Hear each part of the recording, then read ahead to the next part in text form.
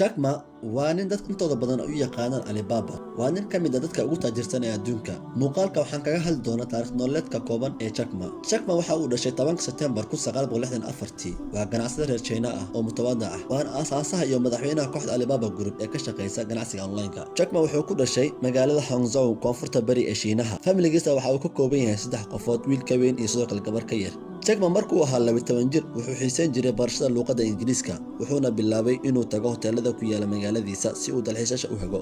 Jack Ma oo shaqadan si bilaash ah u qabanaya muddo la eg 8 sano, wuxuu bilaabay inuu maktub ama waraaqad kula shaqeysto qoys reer Australian ah. In muddaha kadib qoyskaas ayuu wuxuu ka helay invitation ama casuumaad, wuxuuna booqday dalka Australia oo ay ku sugnaayeen qoyska invitationku ka helay. Aadista uu aaday Australia ayaa waxay u noqotay ama u horseetay in adduunyada iyo bulshada dhinac kale ka dheer ka soo fiiriyo.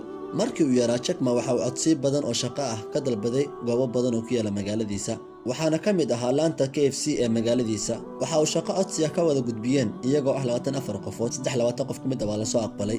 Waxa uu noqday shakhsi kaliya loo qaadan shaqada laanta KFC ee magaaladiisa.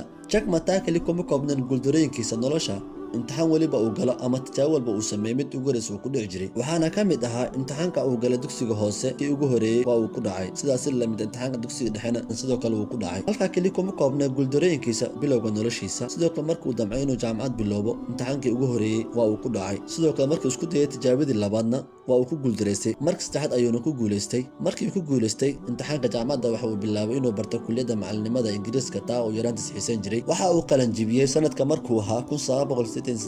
isla sanadkaas gudihiisa waxa uu bilaabay inuu macallin ka noqdo jaamacad maxalli ah. In muddo ah markii uu macallin ahaa jaamacadda Hangzhou waa uu iska dayay. Jack Ma oo aan wax dan ah ka lahayn kombiyuutarada iyo internetka ilaa iyo sanadka markuu ahaa 1995 markii uu aaday Seattle, halkaas uu u tagay inuu tarjuma u noqdo shirkadaha Shiinaha ugu waaweyn.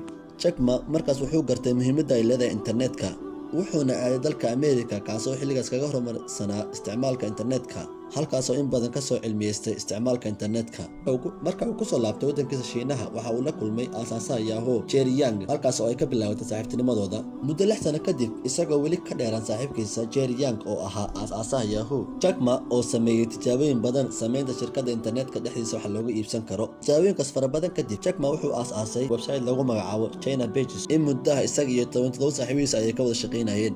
Isaga iyo saaxiibadii markay arkeen horumarka ay sameeyeen, sidoo kale waxa ay go'aansadeen inay sameeyaan shirkad caalamka oo dhan wax lagu iibsan karo. Waxa ayna ku guuleystay inay aasaasaan website lagu magacaabo Alibaba sanadka markuu ahaa 1999. waxa ay sameeyeen guulooyin isdaba joogto ah. In muddaha kadib markay aasaaseen website-ka ganacsiga lagu magacaabo Alibaba, waxay maalgashi ka heleen shirkado waaweyn ee caalamka oo ka mid ahaa SoftBank iyo sidoo kale Goldman Sachs. Dabiiqadii 9-meydii, Jack Ma oo la kulmay saaxiibkii Jerry Yang kaasoo ahaa aasaasihii Yahoo. Jerry Yang iyo Jack Ma ayaa isweydaarsaday fikrado ku saabsan horumarinta internetka dalka Shiinaha. Sanadkii 2003 sidoo kale Jack Ma wuxuu aasaasay barkale internetka loo yaqaano Taobao, kaasoo uga talagalay sida dukaamaysiga, inkastoo xilligaas ay jirtay shirkad kaga horeysay oo lagu magacaabo eBay.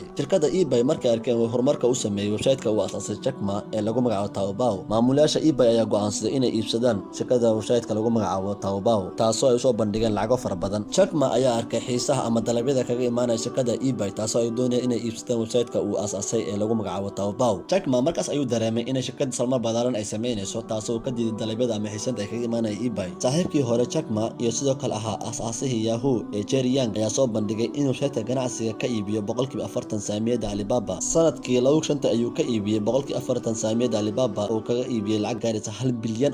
Jack Ma wuxuu ahaa aasaasaha iyo maamulaha shirkadda Alibaba laga soo bilaabo bilowgii shirkadda ilaa iyo 2013. 19 bishii Sebtembar 2014, Alibaba waxa ay bixiyeen hadiyad ugu ballaaneed ee dadweynaha oo dhan iyadoo ay bixisay lacag gaaraysa $24.7 bilyan dadweynaha New York Stocks. Shakhsigan ka soo hadlay oo ahaa Jack Ma oo ay Soomaali intooda badan u yaqaanaan Alibaba ayaa haatan lagu tiriyaa maalqabeennada caalamka ee faraha lagu tiriyo, kaasoo leh lacag gaaraysa $40 bilyan oo Mareykan. Sida ay noogu muuqatay taariikh nololeedka Jack Ma ama Alibaba hadda u taqaan ayaa la inooga baahay inay cashar ka qaadano, taasoo la inooga baahan yahay dadaal adag iyo sidoo kale guulal badan, taasoo aan ku gaari karno higsiga ama hadafka aan leenahay mustaqbalka nolosha. Sidoo kale waxaan kaliya rabaa inaan idin soo xasuusiyo ama aan isxasuusino garashada ay muhiimadda ay leedahay waxaan rabaa inaan sameyno, taasoo aan kusoo gabagabeyn doono fariin uu noo reebay ninkaan ka hadlayna taariikh nololeedkiisa. Jack Ma oo xilligan inta badan dadka uu ku dhiirigeliyo inay guul gaaraan ama dadaal ay sameeyeen, kaasoo uu ka mid ah hadallada uu sheegay haddii aan ka wanaagsan oo taqaano waxay rabto inay sameyso, midkeen anaga mid ah ayaa qaraaci kara 10 koox kale oo ka badan. aad ugu mahadsantiin daawashada ku daawatay muuqaalkeena. fadlan haddii aad ka heshay like, subscribe, asxaabta la wadaag.